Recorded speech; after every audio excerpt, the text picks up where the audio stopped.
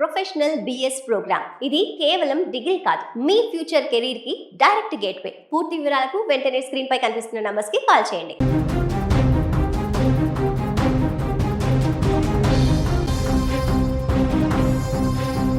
జై జగన్నాథ్ జై జగన్నాథ్ అంటూ మారుమోగిన పూరి క్షేత్రం ఒక్కసారిగా కేకలు అరుపులతో దద్దరిల్లిపోయింది.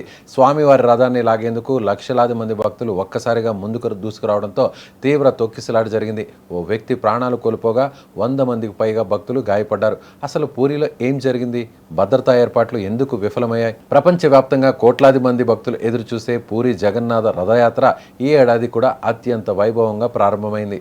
శ్రీ జగన్నాథుడు, బలభద్రుడు, సుభద్రాదేవి తమ రథాలపై ఆలయం నుంచి గుండిచా మందిరానికి బయలుదేరారు. ఈ పవిత్ర ఘట్టాన్ని ప్రత్యక్షంగా చూసేందుకు దేశం నలుమూలల నుంచే కాక విదేశాల నుంచి కూడా భక్తులు భారీగా తరలివచ్చారు. దీంతో పూరీ నగరంలోని బడా దండా రహదారి పూర్తిగా జనసంద్రంగా మారిపోయింది. ఎటు చూసినా భక్తులే కనిపించే పరిస్థితి నెలకొంది. అయితే రథాలు మరీచా కోట్ ప్రాంతానికి చేరుకున్న సమయంలో పరిస్థితి ఒక్కసారిగా మారిపోయింది.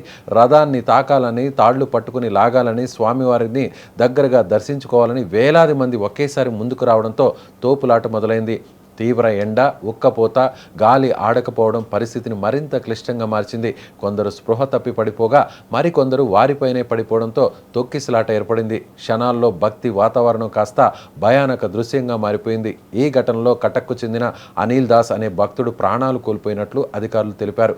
ఆయనతో పాటు 120 మందికి పైగా భక్తులు గాయపడ్డారు లేదా అస్వస్థకు గురయ్యారు. బాధితుల్లో వృద్ధులు, మహిళలు, చిన్నారులు ఎక్కువగా ఉన్నట్లు సమాచారం. వెంటనే పోలీసులు, ఫైర్ సర్వీసెస్, అత్యవసర వైద్య బృందాలు రంగంలోకి దిగి సహాయక చర్యలు చేపట్టాయి. గాయపడిన వారికి ప్రాథమిక చికిత్స అందిస్తూ హాస్పిటల్కు తరలించారు. ప్రస్తుతం క్షతగాత్రులకు చికిత్స కొనసాగుతోంది. ఈ ఘటనతో భద్రతా ఏర్పాట్లపై మరోసారి ప్రశ్నలు తలెత్తాయి. లక్షలాది మంది భక్తులు వస్తారని ముందే తెలిసినా జనసందోహాన్ని సమర్థంగా నియంత్రించలేకపోయారా? గత ఏడాది కూడా రథయాత్ర సందర్భంగా ప్రమాదం జరిగి ప్రాణ నష్టం సంభవించింది.